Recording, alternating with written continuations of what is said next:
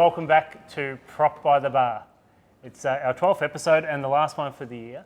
So this month we're actually at the Warfshed, where we'll be lucky enough to interview the owner, Andrew Clarke, later on.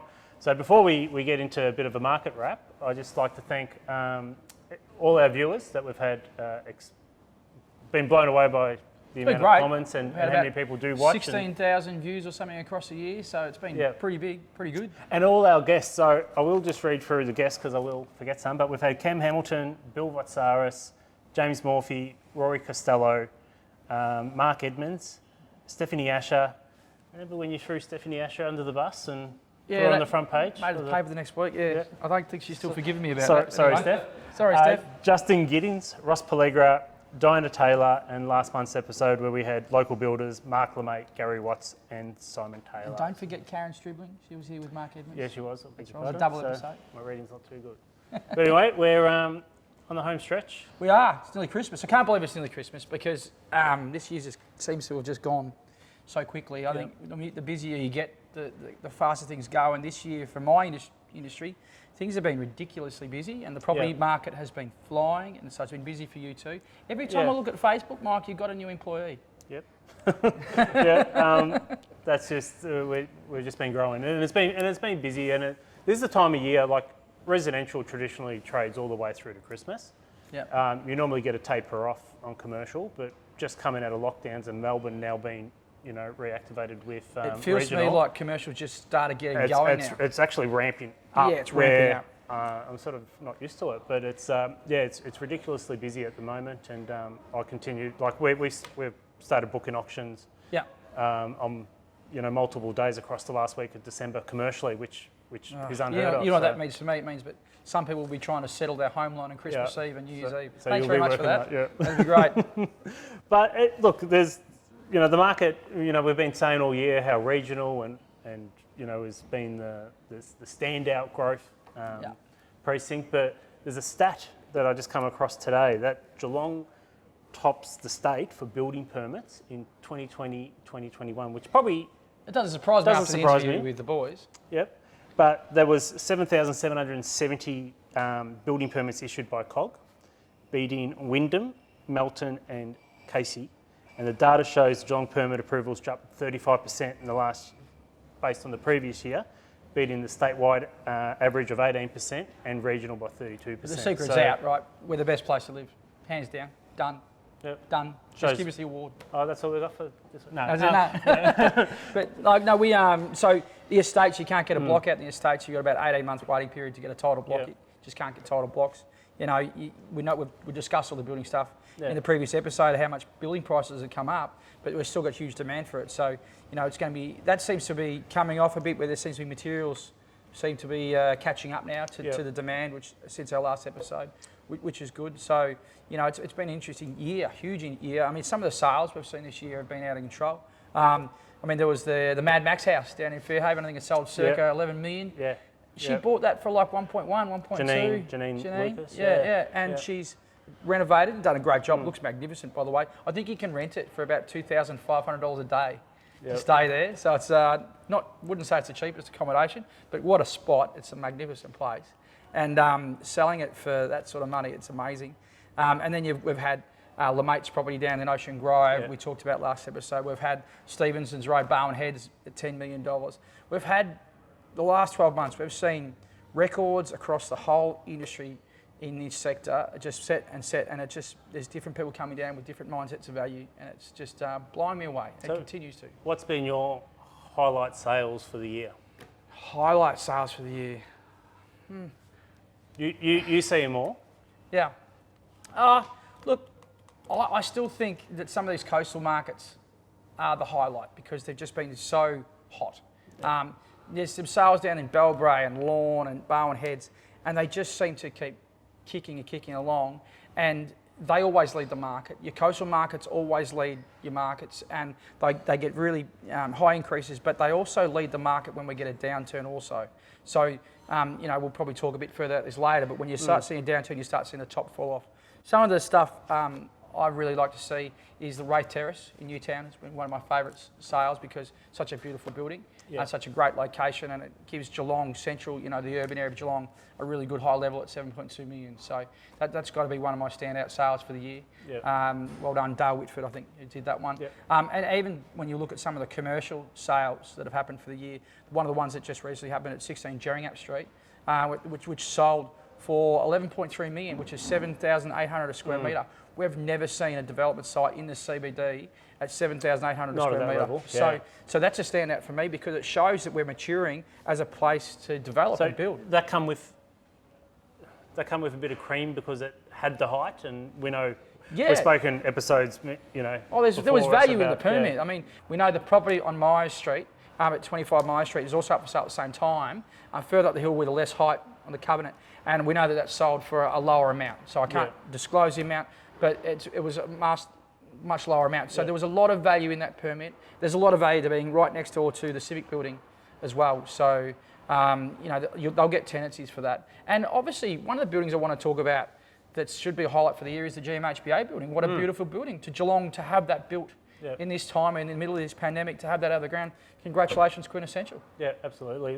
Looks fantastic. It's, you know, you drive down Rural Street now and it's changed the whole you know, streetscape of it. So, and I just love what they're doing in the Civic building. Like every time you go past, there's another thing added or something, and it just looks great. Well, it's good to be driving through Geelong and see probably there's about 5 or 6 cranes up in the air. You got Rory Home, you got GAC, you've got you know, the Civic Centre. Don't steal my thunder. We're going to go through development sites later in a part of this show. But in terms of the market, though, where it's currently sitting at the moment, it's really interesting because I've been to quite a few auctions in the last couple of weeks, and I'm starting to see the residential market slowing. Right, I'm starting to see less buyers, more options, definitely more options out there, and less bidders at each auction, less competition. So they're really, you know, you guys are starting to actually have to work to get them, you know, above the reserves now. You're saying we don't work?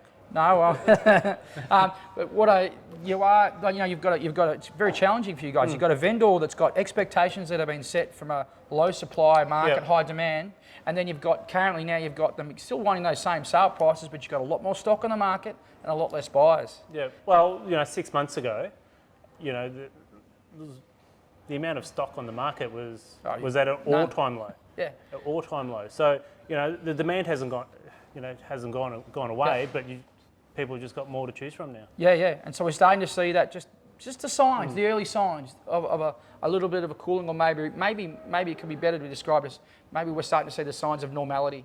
And APRA have also made a ruling in terms of lending criteria. It's a little bit harder to get money. Yeah, well, this is the end of cheap money, right? So November 2nd, the Reserve Bank came out and said that they're changing their policy. They're not going to try and control the curve, the interest curve anymore, inflation curve. So what that means is they will stop buying bonds to keep the bond market at a high value. So they'll take, and when that happens, when they stop buying the bonds, we'll start seeing inflation and interest rise.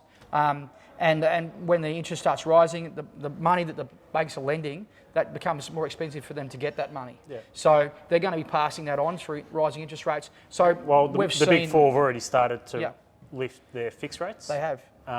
Last week. And when you're at the top end, you're buying these $9 million homes that we've seen sell in recent times, that's a big difference. That's a couple of bits of interest. It might be the difference between a record price and last year's price. Yeah. So, you know, previously the RBA said they wouldn't look at moving interest rates until about 2024, but early next year. It's 2 years earlier, they're saying it's going to be 2 years earlier. Yeah, they're definitely bringing it forward. Yeah. So, the RBA is saying there's nothing to panic about. Inflation's not going to happen. But, you know, we're sitting at Clarke's pub, and at another pub yesterday, I paid $12 for a pot.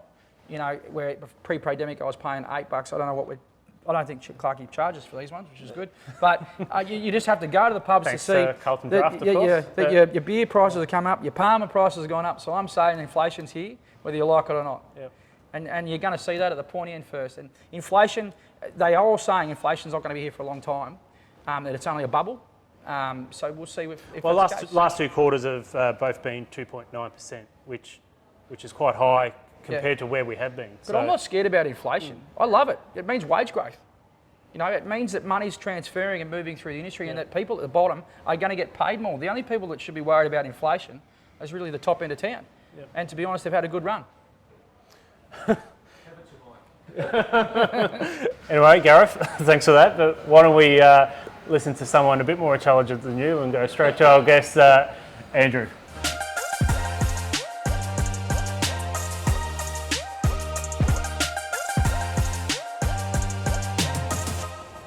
Andrew Clarke is our guest this month, and he's one of the most respected and experienced hospitality and hotel venue operators in Geelong.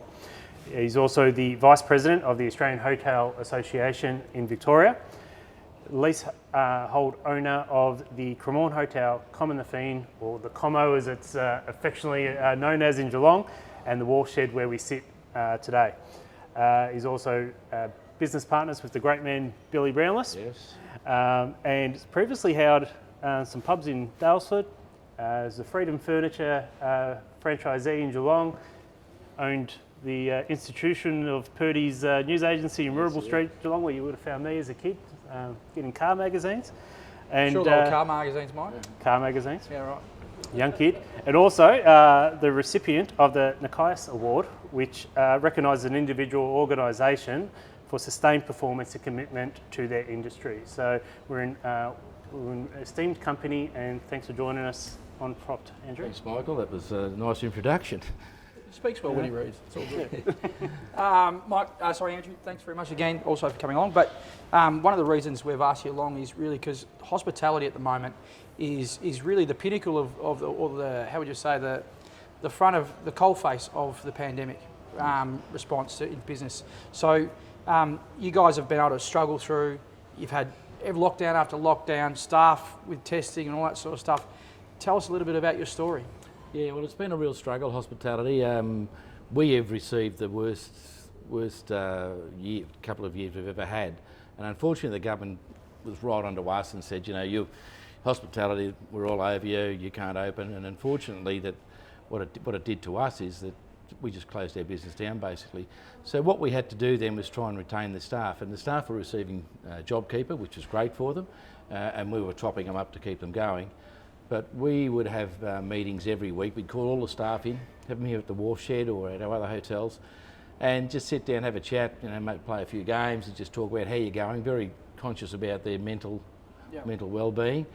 And then, of course, luckily we had chefs, so each chef had to cater for each particular week, so it wasn't too bad. But it was great. That's why we retained our staff. So we're very lucky that way. Yeah, mental health is a big thing for all industries, but for the hospitality industry, with the amount of negative stuff that was going on, and no sort of end in sight for a lot of people, would have been a really big task to manage that for all the staff.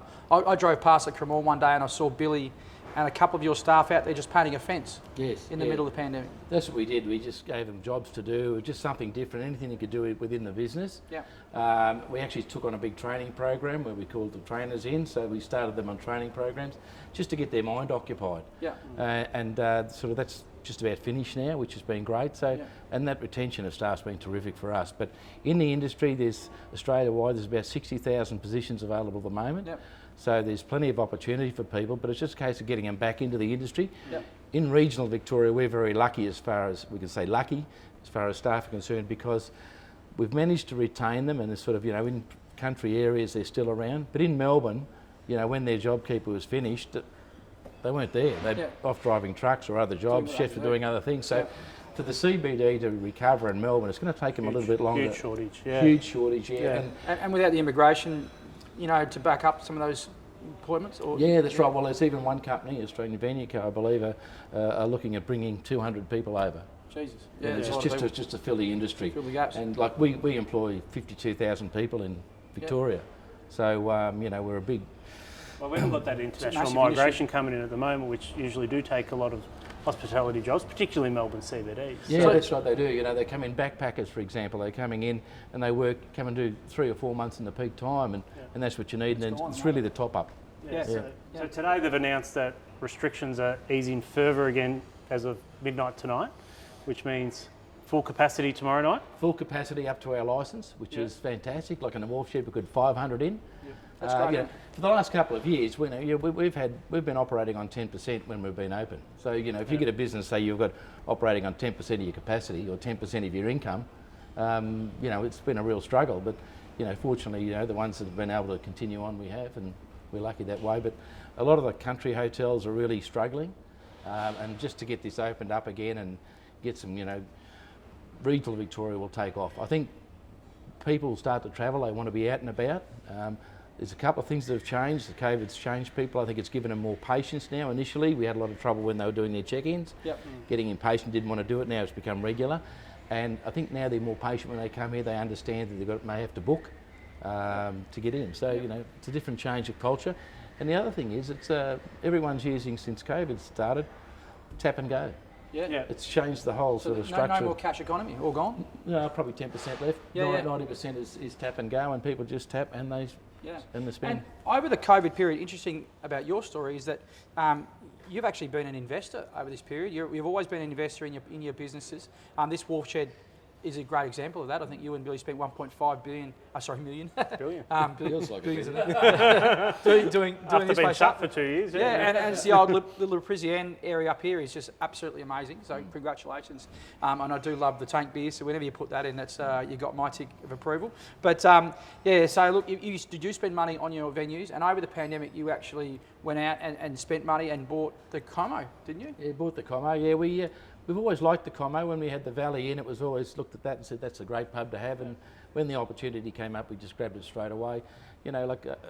Investing in hotels in Geelong, we could just see that when COVID finishes, that it's going to take off. Yeah. So we thought, well, there's no use waiting. We'll just jump in now. Well, we're ready to go. They came out, I think, recently and said that they expect the hospitality industry and pubs in particular to increase by about 20% over the next 12 months in trade. So they are expecting a big increase in trade, and the industry is supposed to boost along. Yeah, there'll definitely be a big increase. I think people, because they've got so much cash at the moment, they want to travel regionally, not necessarily overseas. They're a little bit sceptical about that. But I think regional Victoria and sort of Melbourne CBD will take off a bit later. But in regional Victoria, I think it's going to go really strong. Now, a lot of viewers won't know this, but I'm one of my specialities in valuation is I'm a hospitality valuer of mostly the regional pubs. And whenever I get stuck on a pub or talk about the industry, I pop into the Cremorne and talk to Mr. Clarke here, who's the best knowledgeable person around any sale or transaction of a hotel or a pub in the country almost. And you set me straight a lot. And I thank you for that. That's a hard job. But there is quite a lot of pub transactions that have happened over the pandemic, yes. And the amount of transactions that have happened are just amazing. One we all know, the Lorne Hotel, 38 million. But the Merivale Group came down and bought the Lorne Hotel, which isn't really a pokies venue as we've discussed. No. It's a food and bev pub. So it's a lot of money to spend on a waterfront, what is essentially a waterfront pub, a waterfront bit of land, because it was a going concern sale. There's the Tomasetti in-house in Melbourne, which was 40 million. There's the Bandry Hotel, which is 33 million. We've had some huge money spent on pubs over the pandemic, even when they've been shut down and locked down. Why is that? I think that people can see what's going to happen, but I think some of it is a change now that people are ready to leave the industry, maybe retire, maybe in Lorne's case. And the opportunity, the Sydney pub business, as you know, is very, very strong and vibrant, and sales are very strong there all the time at big numbers. And now, with the purchase of the Lorne, that's a Sydney investor. Yep. So I think we might see a few more investors from Sydney maybe coming down into the market and having a look around at some of the big opportunities, because they're all cashed up in Sydney, ready to come down. So it does feel like a bit of a raid from the north, doesn't it? Yeah. And some of the yields that they've been reflecting in some of these purchases, 4% and 4.5%, they are 1% to 2% lower than they've traditionally ever been. So they're paying more for the same asset without any further extra return than what that pub had 2 or 3 years ago. So they're paying that extra 2% more in yield. So it's a huge tightening of the yield over that period. Yeah, it is, but it gets back to what's within the business and who operates it as well. Who you got in the business running it, if you just buy the freehold part of it. But the leasehold business of pubs now is getting stronger. Yeah. Even though we've got that staff shortage, and even though you've got cost problems coming along, but we just have to rise with it. And if we have to put our prices up, it's a bit like buying a bottle of milk. If milk goes up, the retailers charge. And it's an industry that's not just supporting local jobs. It's 93% of all beers sold in Australia are produced in Australia. Yeah. So it's so we are supporting local economy, farmers, and everybody else that's contributing to the economy. And the staff, they're all local staff. Whether they're casuals just doing you know, year 12, and as we've got a few now coming out down into the Warfshed now, and they're raw, and within a couple of days, off they go. They can see that, you know, you could get out of home, and I think that's probably helped a little bit. They've been cooped up in home, and now they're coming out into the industry. But the industry itself is very strong, and there's a very good future for it, as I said before, because of the movement of people around Victoria. Yeah, yeah. So we're mid-November, Yes. heading into Christmas and New Year. What's that period going to look like for you guys in hospitality compared to pre-pandemic times this time? Yeah, I think usually pre-pandemic people were booking their Christmas parties, and they've probably done that a month ago. They've all held back. Corporate businesses and sort of, you know, stronger small businesses have been locked up for 2 years. They want to get their staff together. So we're getting a lot of inquiries from corporate people saying, we want to have a function for 100 of the Warfshed or 80 or whatever. We find that the bookings were just starting to come in. Now when we're opened up with unrestricted numbers, that's going to make a massive difference to us. And people know that they can come out now, they can all get together as an office in an area, whether it be any local pub. And, you know, there's budgets for everybody. You can just go and have a couple of beers and enjoy that, or you can just have whatever you like as a big function. So I think we're going to have a very big Christmas. I think we're going to have a very big, probably next 6 months at least. It's going to go right through to Easter in Geelong, because, as I've said before, people will be moving down here. Plus we've got all the locals as well. I think it's really going to take off, and I think places like the Warfshed, where we've got big function areas, it's going to be very strong. Not a bad vantage point too for New Year's Eve? It's a great vantage point for New Year's Eve. Actually, we're in the process of getting a permit to extend the balcony, so that'll give us another 60 or 80 people up there. So it's just a great spot down here. None better. Do you, one of the things locally that always concerned me is there's lack of pubs out around the Ballerine Peninsula. When are we going to get a better pub down in Ocean Grove, or re-establish the one that's there? Probably the cost of building a pub's horrific. It's there, we just got to get it going again. Probably just got to get it going. You couldn't get Billy down there to throw a few beers and get it going? We'll probably get him down there to work one side of the bar, but it mightn't be the right side. He might be the other side. So I've learned over working with Billy for 20 years, he's a very, very good publican on the wrong side. Well, thanks very much for coming in. Really appreciate your time and your insight. So appreciate it. And did you have any more questions? No, but thanks for hosting us, and thanks for having us in your venue and coming in for a chat, and good luck for the Christmas New Year break. Thanks very much, Mike. No, thanks. Cheers. Thanks, Gareth. Cheers. Good on you. Thank you.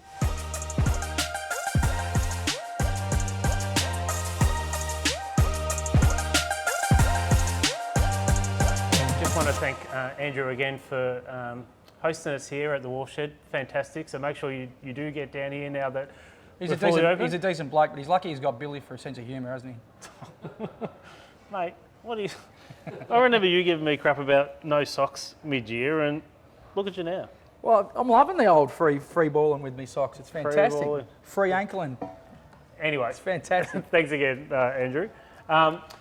We alluded earlier in the show about some of the developments that are underway or coming up. So I thought we might just go through them and Yeah. just do a bit of a recap in terms of what developments Well, it's happening. exciting. So, it's exciting how much stuff is coming on the market. yeah, so there's there's heaps. a number of cranes, but first development, first cab off the rank is 44 Ryrie Street. Now, this is great because we're already seeing progress in place, but you don't have to drive down there and see the scaffolding going up and the deep holes in the ground.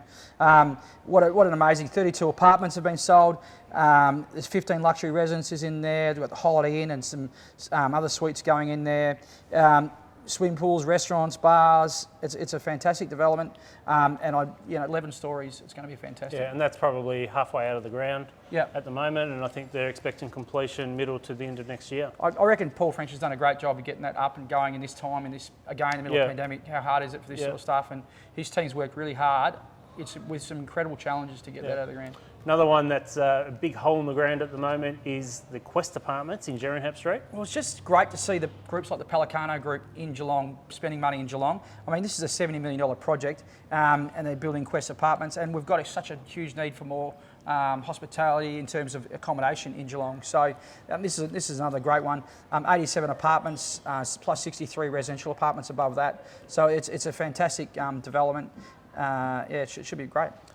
This one's not under development, but there was a VCAT ruling on 39 to 40 Gordan Avenue in Geelong West. Yeah, it surprised a lot of people this one got through VCAT because I think council knocked it back originally. and then it got through VCAT after that. So, I think got 2 towers, 8 stories and 9 stories. And to get a 9-story height tower is quite incredible when the CBD is being restricted to 8 stories. So I find that a little bit humorous. Yeah, Mike? it'll be interesting to see what happens there. Tell me about the Saleyards precinct. Oh, this is going to be amazing. I really am looking forward to seeing this go because when you've got the golf course estate up there, it's really been up there by itself with not a lot of support. And the Saleyards precinct, we're talking 40,000 square metres of public accessible open space, 1,300 residences. It's going to be a really beautiful development, mostly a townhouse development. 3-storey townhouses, 2 stories townhouses, spattered with some apartments, I think, as well. It's fantastic with parks and bicycle tracks and everything that are going in there as part of that precinct. And it's going to transform North Geelong. It's going to bring a lot of value back to North Geelong, and you'll find that all the suburbs around this development will also get a lot of uplift from this. Yeah, so another proposed development that will transform an area is the Barwon River Edge development. Now, I know this one really well. So, well, I saw that in the paper and I was very impressed with the concept. I've got to say that I've been working with the developer Wayne Jennings for 7 years on this. Yeah. Now, we've talked and discussed, and some of the ideas that some of the Melbourne architects originally brought to Wayne were just fanciful, very big developments, overdeveloped and that sort of thing. And Wayne, to his credit, has changed architects, I reckon, 3 or 4 times to find a development that fits and suits not just the location but Geelong. And what he's going to provide there is a mixture of apartments. I'm talking high-end mezzanine type apartments and good quality high-end townhouses right down to the river. There's going to be a cafe on the corner right near where the Pegasus Antiques is down the river there on the walking track. You're going to be able to walk right up through the whole development. He's really creating a whole village and it's going to be fantastic. So I'm really looking forward to him getting that going, and I keep getting stuck into him trying to get him to get it going faster because I reckon it's going to be something that everybody's going to want to see. Yeah, there's a couple of things in Paco. There's the new framework, the development framework, and I saw just during the week 85 Pakington Street proposal for a number of apartments. Yeah, this is also interesting, people. I think this is, I've got a feeling this could be Ray Frost's development, it's a fantastic 16 2-bedroom apartments, varying from 77 square metres to 107 square metres, right in the heart of Geelong West. And I reckon the Geelong West precinct could benefit from, apartment mix in that sort of residential zone, because I've already seen the pricing of houses in there is now exceeded, that $850,000 to get in there. So there is now a marketplace for apartments. And we now have seen that's opposite that. Pakington Street sale last month of nearly 5,000 a square metres. 4,700, yeah, that was amazing. The curtains and blinds. So I imagine there's going to be more and more of that to come. Yeah, I think it's really good to get strong underlying land values to help create these developments, because they need that windfall from the underlying land increase to get those. So it's good, it'll help them come along. Of course, the Civic Centre, which is well under construction at the moment. $200 million project eventually. It's looking good, isn't it? Every time I go there. I think we've got is it 4 or 5 stories all up? Actually, no, 6 stories all up, but it looks smaller than it's going to be because it's recessed some of the floors, and you've got the ground floor with the great triangular sort of structures. So it's actually a bigger building than it looks from the outside. And I think it's just great for Geelong that our town, we've got one place for all our town authorities and civic services to be. It's going to service Geelong much better. And the interesting thing is going to be is how much other office is left behind when all those services move into that building. Because there are in a number of they're spread out across the city in lots of different buildings, and when they move into that brand new building, it's going to leave a bit of a hole in the commercial office market in Geelong. But there's opportunity for people to come in, add value to buildings, like we've seen with a lot of CBD buildings. Outside people come in and add value when. Yeah, one man's downfall is another one's gain. Someone else will come along and find an opportunity there. And there's opportunity to convert. I think what the city needs to be looking at is the opportunities to convert some of these commercials to residential. We do have a need to have about 12,000 and a goal to have 12,000 extra residences living in Geelong. And there's a real opportunity with all this, the GMHBA building, the Civic building, the WorkSafe, NDIA building, to have all these big buildings being built. That's great, but when they leave behind the C and D grade offices, they should be getting converted to residential, if you ask me. Yep. One that you wanted to talk about was the Chisholm Road Prison. Oh, it's a big investment in Geelong. It's massive. 1,248 bed prison. It's a huge amount of money the government's spending out here, and it's great to see them spending the money and the jobs. It's about 650 jobs it's going to bring to Geelong. and more jobs, more money, and good for everybody. Yeah. Another development that's well underway and under construction is Stage 2 of GPAC. They're doing a great job with this. I was sceptical. It's going to look fantastic. It's looking amazing, and hats off to everybody that's been involved in the Geelong Arts Centre precinct. It's looking better and better, and every day you can see what they've done in a pandemic period when other people have failed to get out of the ground. These guys have built an absolute beautiful building in a great spot, and it's only going to enhance our city for years and years to come. Yeah, well, it's going to just complete that arts precinct that connects to the hospitality laneway precinct. So I think Joel McGuinness and his team, big hats off to them. $128 million third stage of GPAC Pavilion, 500 seats and 250 seat theatre. So very big for Geelong. And I love the way that it actually gives so much credibility to the old church or whatever it was, Masonic Hall or whatever it was that was there. It sort of leans over the top of it. That you never knew that was there previously. It actually makes it come out, doesn't it? So. Another one, the aquaculture facility at Avalon. Well, we learned about this when we went down and interviewed Ross, didn't we? And this facility, again, just bringing more jobs to Geelong and a whole new industry probably expanding in Geelong. And if we can bring more industry and more jobs, this is going to replace some of those old manufacturing jobs that we've been still sort of getting over. And so, more jobs, more people. We've got 26 more people, % more people here, so we're going to need to have them work somewhere. And the last one we might touch on today is Stage 5 of the GMHBA Stadium down at Caninian Park, which will complete the stadium finally. Another $142 million into the Cats Stadium. We've got to love that. No, it's good. It's good to see it. It's good to see it finished. I love going there as a fan.